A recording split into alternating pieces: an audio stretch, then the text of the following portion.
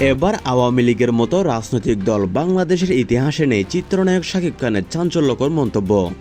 ঢাকা চলচ্চিত্রের শীর্ষ তারকা ও জনপ্রিয় চিত্রনায়ক শাকিব খান আজ একটি অত্যন্ত শক্তিশালী প্রশংসামূলক বক্তব্য দিয়ে রাজনৈতিক অঙ্গনে ব্যাপক আলোড়ন সৃষ্টি করেছেন। তিনি সরাসরি বলেছেন, আওয়ামী লীগের মতো রাজনৈতিক দল বাংলাদেশের ইতিহাসে নেই।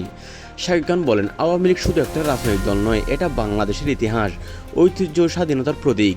গত 17 বছরে যে উন্নয়ন অগ্রগতি পরিবর্তন হয়েছে তা অন্য কোনো দলের পক্ষে করা সম্ভব ছিল না।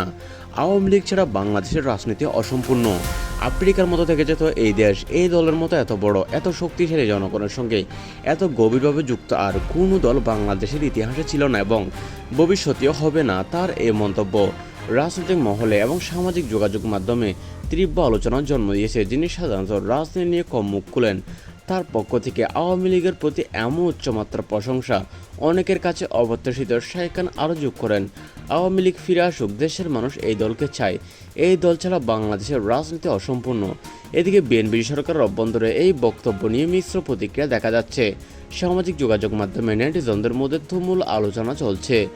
কেউ শাকিব খানকে সাহসী বলছেন, আবার কেউ কেউ এটাকে রাজনৈতিক প্রভাবিত মন্তব্য হিসেবে দেখছেন।